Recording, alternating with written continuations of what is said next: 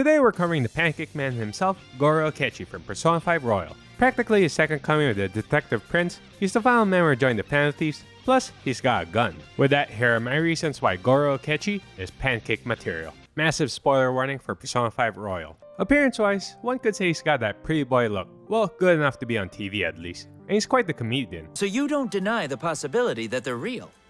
Honestly, there's a part of me that still hopes Santa Claus is real. As you may have noticed, Akechi is quite famous and gets all the attention from the news reporters, and even fangirls. You're Akechi-san, aren't you? The high school detective. That's right. So you've heard of me. Often drawing unwanted attention in public. Fortunately, Joker was there to help him out, giving him some of that ass haircut. As far as girls he likes, at some point it seemed like Akechi was hitting on Kasumi, which I'll admit made me all kinds of jealous.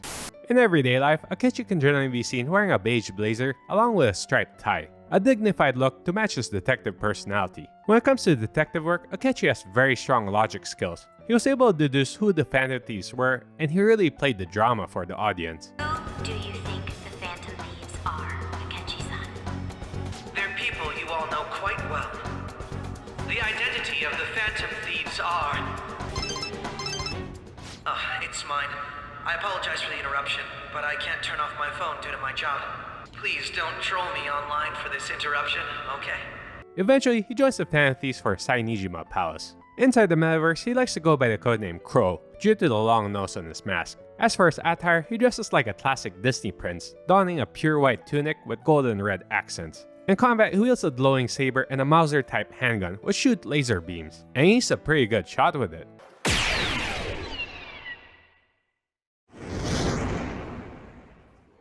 I'd like to add that you guys are welcome to compliment my shot at any time. His persona is the legendary outlaw Robin Hood, mainly specializing in bless-type skills. While inside Sainijima's palace, the crew worked hard to overcome the rigged casino games, ending up with just over 100,000 coins in the end. However, Shadow Sai pulls a fast one on us and raises the final amount required to cross the bridge to 1 million coins. Fortunately, Akechi was several steps ahead.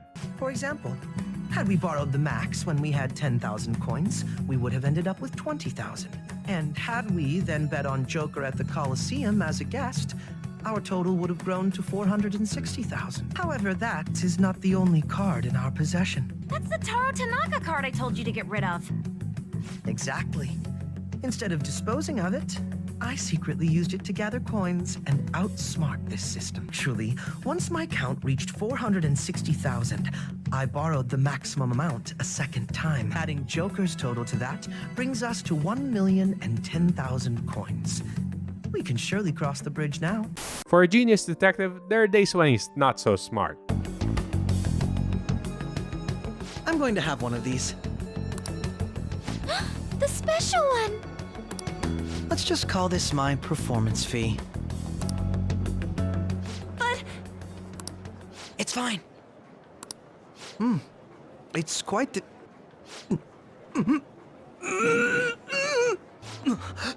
My throat. This is... Are you okay? Do you need water? I'm fine. I just love, spicy stuff. Hey, does he sound broken to you?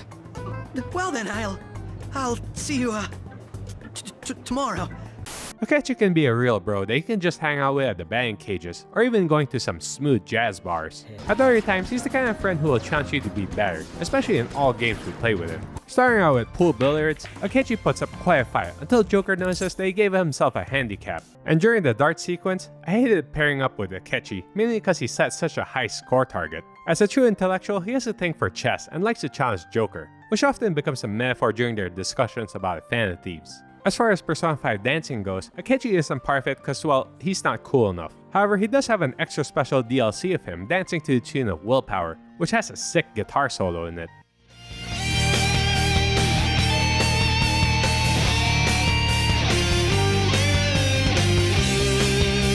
Judging by his reaction to the twins, I don't think he's ever seen them before. And now we've arrived to the infamous pancake scene that every Persona 5 player holds dear. So you're going to go have cake now? I missed lunch today, so I'm quite hungry myself. Huh? Cake? What are you talking about? Oh, am I mistaken? I thought I heard something about delicious pancakes. That little slip up by Akechi absolutely led to an amazing plot twist down the road. It was our conversation about pancakes, right? There's no way he could have reacted like that if he hadn't heard me. As you already know, Akechi is one of the villains of the game, which became quite obvious when he assassinated Joker in the interrogation room. Fortunately, the Phantom Thieves were several steps ahead and faked the whole thing, no doubt in a stylish manner. Much later in the story, we meet Akechi once again aboard Shido's ship, Superhero landing! where he reveals himself to be a bastard child of Shido, along with his plans of revenge. During the epic fight with him, he reveals his true power. His persona changes into Loki, along with his outfit complete with a scary black mask. The very same outfit that all the shadow bosses were afraid of. And all this time, I thought it was Haru. During battle, we learn that Akechi possesses some true power, being able to summon shadows and maintain multiple personas as well. However, unlike Joker, Akechi didn't form any bonds and was no match for the power of friendship. You're so lucky. Lucky to be surrounded by teammates who acknowledge you. Despite going absolutely mental on us, Akechi's final moments were heroic as he shoots his own shadow and seals his fate by closing the bulkhead doors. Akechi! Hurry up and go! You fool! Are you trying to get yourself killed? So, my final enemy is a puppet version of myself. Not bad. Akechi-kun! Isn't there some way to get this open, Mona?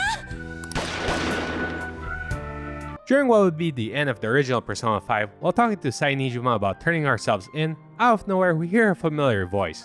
There's no need for that. You. If they get their hands on the perpetrator, there'll be no need for him to turn himself in, no? At this point, Akechi decides to turn himself in, thus allowing us to enjoy our Valentine's Day in peace.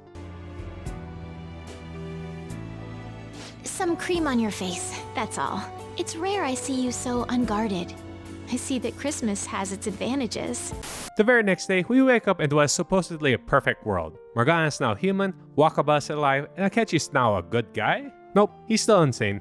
Akechi's skepticism as a detective really comes in handy here as he works on figuring out what exactly happened. Once they figure out that Dr. Maruki is behind the whole thing, Akechi refuses it all despite what will happen to him. I refuse to accept a reality concocted by someone else, stuck under their control for the rest of my days. Adding to the list of improbable things, he now teams up with Joker to solve the new palace, even if it means his fated death. However, during the true ending scene, it seems we managed to catch a glimpse of his signature quote, desperately clinging to the idea that Akechi is alive. So what do you think about Akechi? Would you want to be his rival? Be sure to leave a like, subscribe, and comment about Goro Akechi, our favorite two-faced detective.